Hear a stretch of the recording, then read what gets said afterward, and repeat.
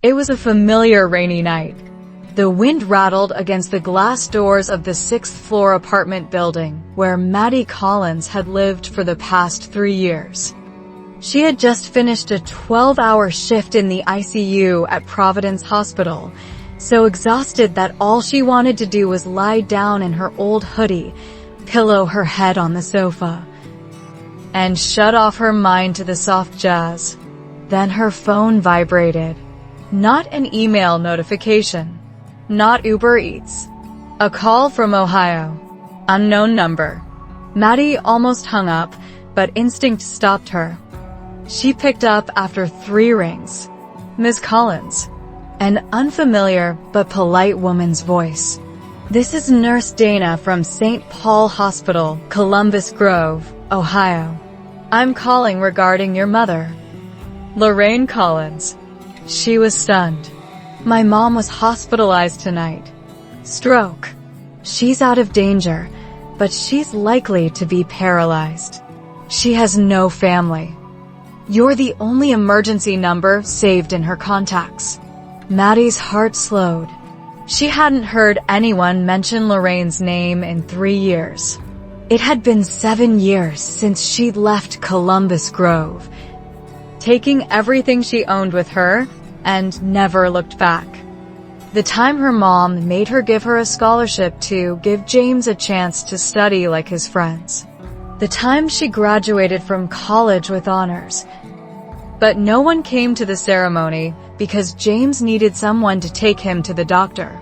And finally, the day she told her she was moving to Seattle, her mom didn't ask, "What do you need?" She just said, "Go wherever you want and don't come back to ask for money." She left and never sent a postcard. Maddie sat still. The phone screen read, "Call ended." But her mind was still stuck on that phone signal. Her mother. The accident. No one around. Part of her wanted to push it away. She made a choice. She chose her son. She chose to stay silent about all the times she was insulted, left out. She chose a family without me. But then another part, deeper, softer, whispered, "If you don't go, she will die alone." Maddie took a deep breath, stood up, went into the bedroom, and pulled the old suitcase from under the bed. The last time she used it was to leave the place she once called home. Now she was packing it, to go back. Columbus Grove, the town she swore she would never set foot in again. Flight 6:25 a.m., Seattle Airplane Columbus, transit in Chicago. On the plane, Maddie couldn't sleep. She stared silently out the window, the rain droplets forming on the glass, reflecting the dim lights of the cabin. In her head, everything was spinning. What was there to go home for? She never apologized. What about James? He would probably be waiting at the airport with a half smile and a "you're back?" And would her father, the silent man who had never once stood up for her, even once, look up? Maddie had brought nothing but a few clothes, a laptop, and an empty medical file. She had no expectations, only responsibilities, because no one else would. At St. Paul's Hospital, 3:40 p.m., the smell of antiseptic, the cold white light, the curtains that divided the rooms. She made her way to bed number 205. And there she was, Lorraine Collins, the woman who had been her whole world, lay there, her gray hair disheveled, her eyes glazed. Her right arm draped over her chest, but unable to move. As her eyes slid over Maddie, there was a flash of light. Madeline. Her voice was hoarse, but clear. She stepped closer, put her hands on the bed. No hug, no tears, just a nod. "Hi, Mom." And they were silent for 10 minutes. Nurse Dana said, "James didn't show up. Called but didn't answer." Robert came in for 5 minutes and left, saying an urgent meeting. They didn't have long-term insurance for the nursing home. Her mother needed a financial guardian, or she would have to go to a public hospital.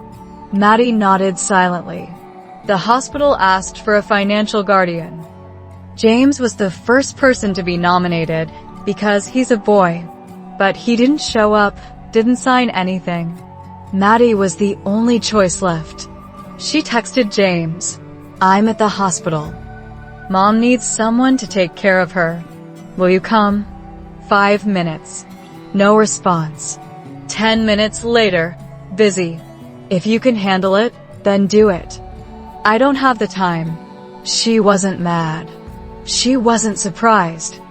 7:20 p.m., Maddie signed the papers to become her temporary guardian. She didn't know what to expect in the coming days. But she knew one thing for sure. If someone has ever been kicked out of their home, they learn to come back without bowing. Columbus Grove, Ohio, Friday 8:15 a.m. The two-story house on the edge of the Maple Creek neighborhood was weathered. From the outside, there was still the same peeling white picket fence, the garden with a few wilted flower pots, and the tilted welcome sign hanging from the front door. Nothing had changed, and that was what made Maddie shiver. She got out of the taxi, dragging her small suitcase, and stood for a few seconds in front of the wooden door that had once been her hiding place when her father was angry. The door opened. A tall, gray-haired man with a slightly hunched back stood in the doorway. Robert Collins. Her father. "Oh, you're back. I thought you were staying at a hotel." The words were emotionless. There was no greeting. Maddie smiled faintly. "I'm staying at a hotel. But I came by this morning to pick up some things my mother left behind." Inside, everything was the same as 7 years ago. The walls were covered with photos. James in his University of Cincinnati graduation gown. James receiving the Salesman of the Quarter award. James and Emily, his girlfriend, on their engagement. No photos of Maddie. No photos of her nursing graduation. No photos of her 25th birthday, the last time she'd sent out invitations. Her father sat down in the armchair, turned on Fox News. No questions. Maddie walked around the house, feeling like an intruder. The dining room was the same old table that had seen hundreds of silent meals. A few prescriptions were in the corner of the kitchen, all in her mother's name. Some were expired. James emerged from the stairs, coffee in hand. He had the same half smile, the kind of smile of someone who believes the world owes him a favor. "Wow, look who's back. What's so great about Seattle that you didn't call, sis?" Maddie replied coldly, "I called. You didn't pick up." James shrugged. "Oh, he was in a meeting." "I know." A strange breakfast, like an old play reenacted. Robert read the newspaper. James scrolled through his phone. Maddie made coffee, as she had done since childhood, even though no one asked her to. "Mom had a stroke a few days ago. She's stable but needs a long recovery. I signed on as temporary guardian." Robert looked up. "It's none of your business. Mom has James." Maddie turned to James. "Where were you that day?" He laughed. "Come on. Don't ask difficult questions. You're busy. Do you want to abandon the $500,000 contract?" She said nothing more. Afternoon. First discovery. Maddie secretly checked the papers her mother kept in the living room cabinet. An envelope containing a mortgage. Co-borrowers, Lorraine Collins and James Collins. Date of loan, November last year. Purpose, to support personal real estate project. She sighed. Her grandfather's inheritance, this house, had been mortgaged. For James to start a business. That evening, Rebecca, Maddie's cousin, called. "Are you back?" Did James say anything? No. Still though I'm the center of the universe. Attitude. What? Rebecca sent a screenshot. It was her grandmother's will, the original version. Maddie inherited 50% of the land. But Rebecca also sent a 2017 revision. Maddie was crossed out. Handwritten reason. Due to lack of contact with the family, I have no share. Aunt Lorraine gave me this when she did the paperwork to sell the land to a local investor. I didn't dare say it. But I thought you should know. Maddie was silent. That night, Maddie sat alone on the porch. On the table were the bank loan papers, copies of the old and new wills, and a text message from Emily, James's fiancée. Just so you know, your brother's deal isn't working out. But don't tell your dad. He still thinks James is a genius. She looked up at the starless sky. Everything was the same, except now she was no longer delusional. Maddie thought, this family can keep my picture off the wall. They can erase my name from the papers, but they can't erase my memory. And this time, I remember everything. Columbus Grove, Ohio, Sunday 11:45 a.m. Maddie stands in the old kitchen, washing the coffee cup that no one offered her. The weak sunlight filters through the curtains, illuminating the cracked wooden floor and the back of her shirt, soaked with sweat. At today's family lunch, she is not invited, but she is the one who clears the table. At the table, James, chatting animatedly about his upcoming project. Robert, nodding occasionally, asking about his son. Emily, James's fiancée, sits leisurely, fiancé on the phone. Maddie stands still, like a shadow passing each person. Hey, Maddie, James calls. I was thinking, maybe you could help me with this land deal near Fort Wayne. Just put up about $20K. You have plenty. Seattle nurses must make a nice salary. Maddie put her cup down on the table, trying to keep her voice calm. There's no $20K for you, James. James paused, but only for a second. Then he laughed. Whoa, since when has my sister been so stingy? The whole family has supported me for so many years. Now I can repay you, right? Emily interjected, her voice sweet. Maddie is also thanks to her parents' support, right? Robert nodded, not looking at her. You should also think about a little family responsibility. Maddie swallowed the anger that had been suppressed for the past 7 years. But this time, she refused to sleep. I work 3 jobs at once to pay off my student loans, while you guys use my savings to let James try his hand at some trashy investment. Mom had a stroke, no one was there. I flew over 3,000 kilometers back, signed the guardianship papers myself. And here, I'm still just a stranger with money. Emily pretended to cough softly. You're exaggerating. No one sees you as a stranger. You're my husband's sister. That was the last straw. Maddie stood up. I'm a girl. I'm the one who washed dishes here every night for 6 years. I'm the one who was called selfish when I got a full scholarship. And also the one whose name was removed from the will by my parents, while my beloved son used my name to borrow money. I'm not an ATM.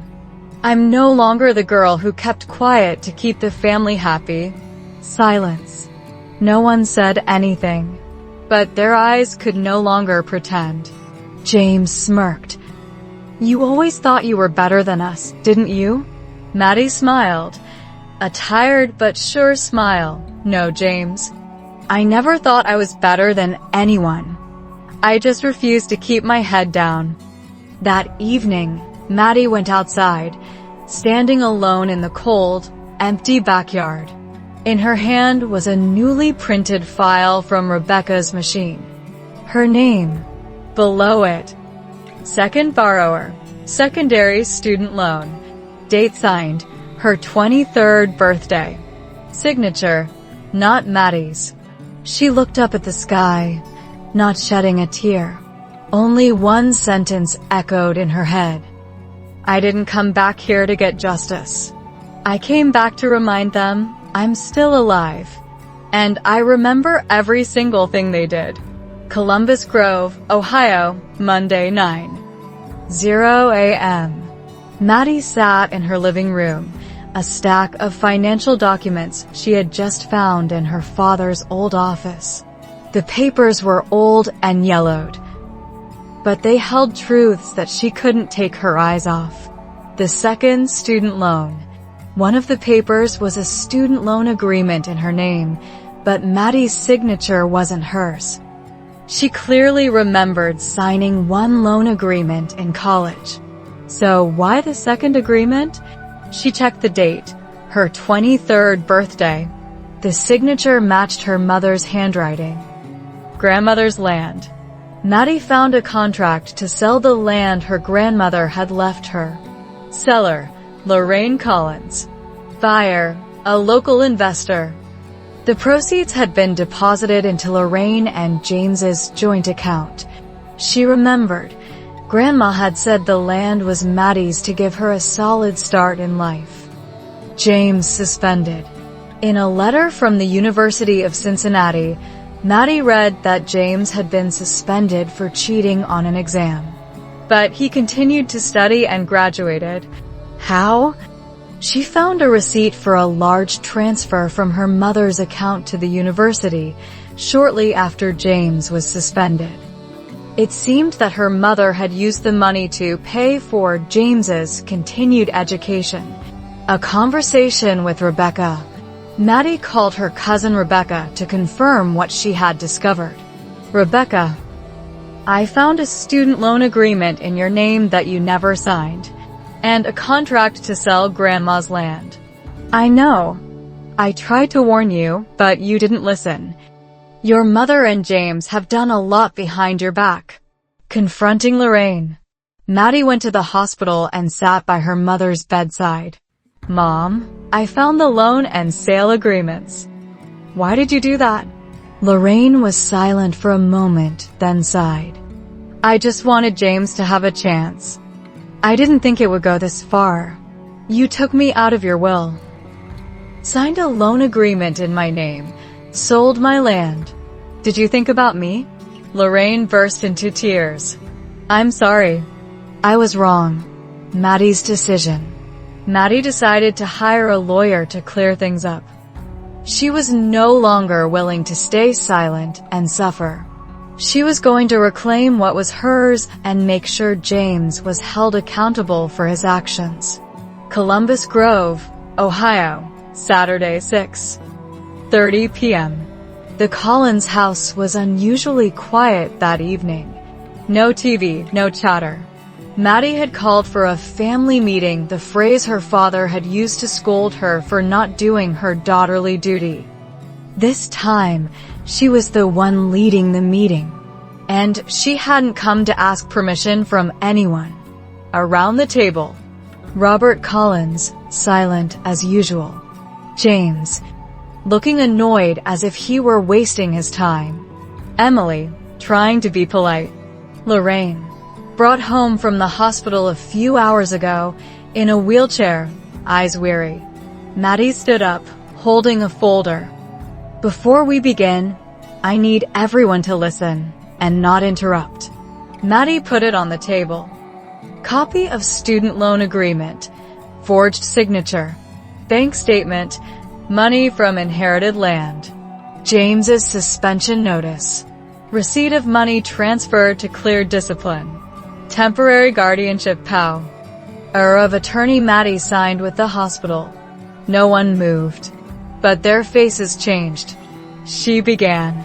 My parents always told me I had to sacrifice for James. That he was the future of the family. But is this the future? James used my name to get loans. Mom sold the land my grandmother left me. He was suspended from school for cheating, and Mom used the money to cover it up. Meanwhile, I'm struggling in Seattle to pay off my student loans, doing 12-hour shifts in the ICU. And all I hear from my family is, girls have to sacrifice. James jumped up. You're going through my papers? You think you're better than the rest of us? Maddie looked straight at him. No. I don't think I've ever lied to my family to live off of someone else's money. Robert stood up. Have you said enough? No, Maddie replied. A daughter is not a burden. A daughter is not a spare wallet. A daughter is not a servant so that the only son can be praised. Emily stood up, hurriedly. Excuse me. I have an urgent matter. No one stopped her. Maddie turned to her mother one last time. I don't hate you, but I don't trust you anymore. And I won't let anyone else make a sacrifice out of me. I'll hire a lawyer. I'll sue James if I have to. And starting today, I'm moving you to a nursing home in Columbus. I'll still take care of the finances, because it's my choice, not my obligation. Robert pounded the table. You're tearing this family apart. Maddie chuckled. No. This family has been broken for a long time. I'm just the first one to dare point it out. She stood up, took the file, and walked out the front door. The night in Columbus was cold, but not as cold as the cold that had been in her heart for years.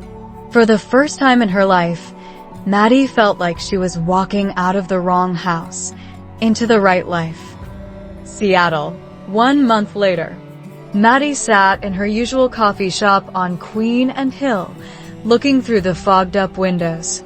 The rain was drizzling like every other day, but she felt as light as the first breeze of the season. Beside her sat a woman in her 60s in a wheelchair, Lorraine, her mother. After that fateful evening in Columbus Grove, Lorraine had agreed to leave home and move into a nursing home in Seattle. Maddie arranged for a private home, a private room, and a full rehabilitation plan. Not because her mother had apologized, but because Maddie knew ending things in anger was a form of defeat. Maddie opened her laptop. On the screen was the manuscript of a book she had been writing for 2 years and never finished. The new title, Those Who Were Never Picked. The book wasn't about Maddie. It was about thousands of people like her. Daughters who aren't believed. Older sisters who are left out of family photos. People who are called bad when they just want to be heard. Maddie posted the first chapter to her blog. 3 hours later, she got an email from a girl in New Jersey. I'm 29. My parents sold my grandmother's land without saying a word. I thought I was the only one who was crazy. Thank you. You just saved me from feeling alone. A few weeks later, a viral post. I was the invisible daughter. Here's how I took my voice back. Thousands of shares. Maddie was interviewed by podcasters, women's magazines, and even an indie producer who wanted to turn it into a documentary. And then, one Saturday afternoon, Lorraine said, Maddie, I've been wrong all my life, but I'm glad to see you standing up. Strong. Beautiful. You don't need my forgiveness, but I need you to know I'm proud of you. Maddie nodded. No tears. No touching music playing in the background. Just peace. A year later, Maddie published a book. She started a foundation, the Forgotten Daughters Fund, providing financial and legal support to women who have been abused or rejected by their families. Lorraine still lives in the institution. They see each other every Sunday.